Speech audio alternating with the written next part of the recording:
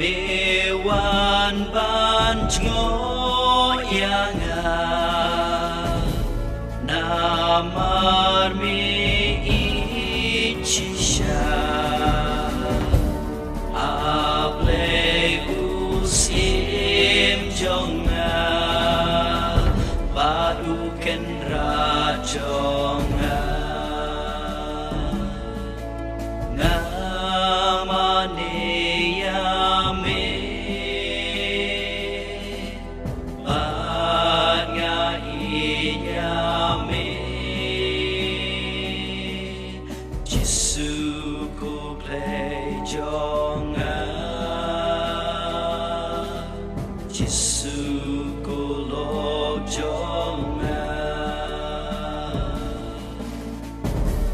Hadur ukpu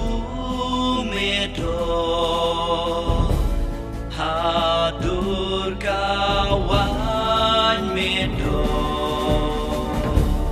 uplay upreu pura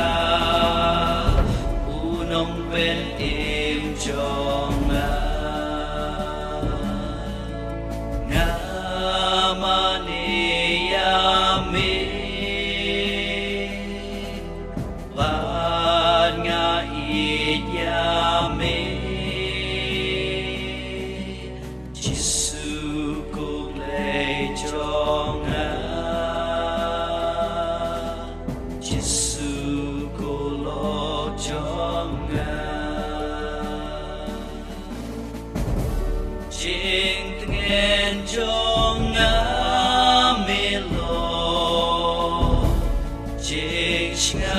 Jonga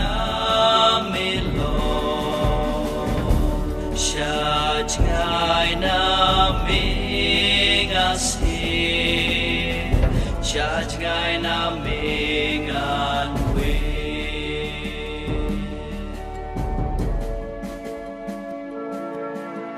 ngamani yami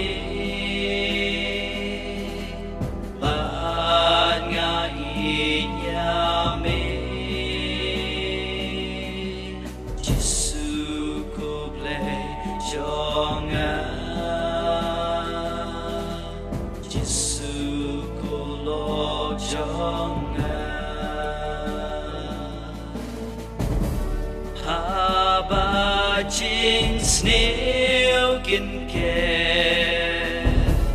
ba jing ben choi kin shu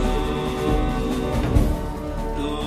kren ma ming an shlu tu da ma ming an tu ngamani yami